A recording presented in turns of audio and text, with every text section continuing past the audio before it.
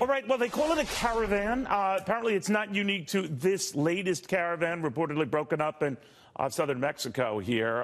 We're told at one point it had more than 1,000 Honduran, largely illegal immigrants, trying to make their way to the U.S.-Mexico border.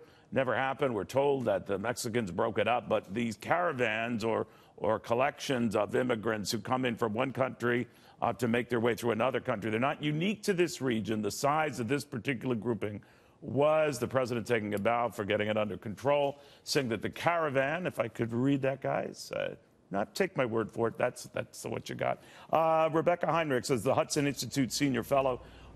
He's taking a bow for this, Rebeccah. Should he?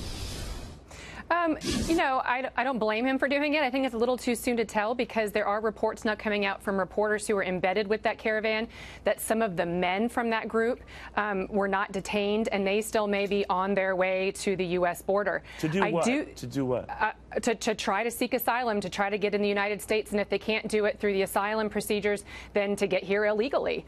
And I think that the president, it is true, though, that the president's tough talk has had an overall, not just tough talk, but tough stance on immigration, on illegal immigration, has had an overall effect on illegal immigrant crossings since he has taken office. I think from March 2016 to March 2017, the drop of illegal immigrant crossings was 60%, and many people call that the Trump effect.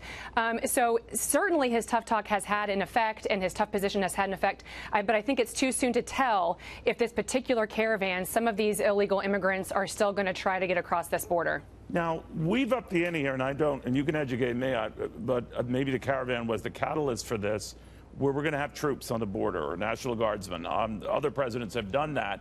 I'm wondering about the timing of this. What do you think? Oh, absolutely. I think the timing is directly related to this. The president is incredibly frustrated. And, you know, we're the most powerful country in the world, and yet we still have 1,000 illegal immigrants that are crossing regularly that we can't seem to get a hold of.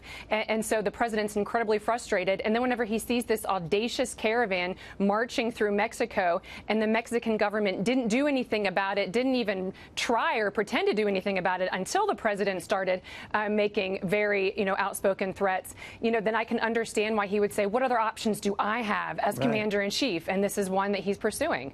He complimented the Mexicans for dealing with the caravan issue. And I'm wondering, I always think, I know he works on a lot of levels, negotiating and what have you. What's going on there?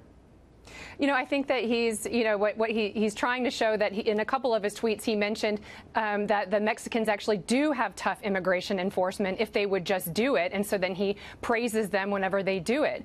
And so I think in doing so, it also sort of puts the pressure back on the U.S. Congress. If the Mexican government is successful in doing this, why can't we? And so he's got a point there. But again, I think it's still too early to tell with this particular caravan. It'll be interesting to see if it's true that there are hundreds of these men who are still trying to get across the border. All right. Thank you very, very much, Rebeccah. Always good seeing you. Thanks, Neil.